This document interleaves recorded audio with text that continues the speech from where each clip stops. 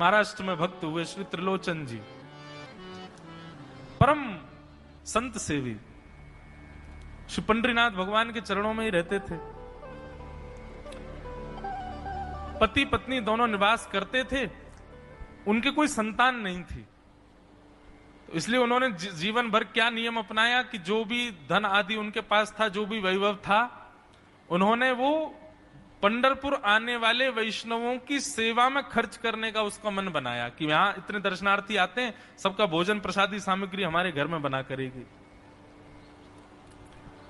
तो श्री त्रिलोचन जी पंढरपुर आने वाले दर्शनार्थियों को घर बुला करके प्रेम से भोजन पवाते थे, और जितने भी दर्शनार्थी दर्शन करके पंढरपुर से जाते थे वो अन्य संतों को कह देते, बोले कहां जा रहे हो? बोले पंढरपुर जा रहे हैं।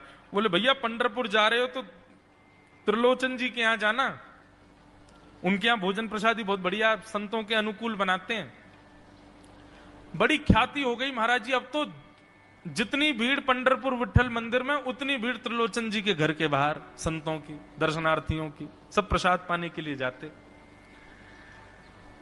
त्रिलोचन जी और उनकी पत्नी बड़े प्रसन्न कि इतने संतों की सेवा हम कर पा रहे हैं, ये हमारा सौभाग्य है। धीरे धीरे दोनों वृद्ध अवस्था को प्राप्त हो गए।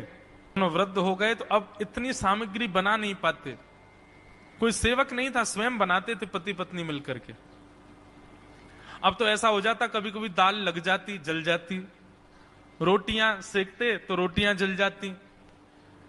वृद्ध अवस्था, थक भी गए थे बहुत ज्यादा, तो प्रसाद पवाते तो थे, संत जन बेचारे प्रेम से स्वीकार तो करते, पर अब स्वाद नहीं होता था, तो बेचारे जैसा था उसको पाते, थोड़ा बहुत पा करके चले जाते।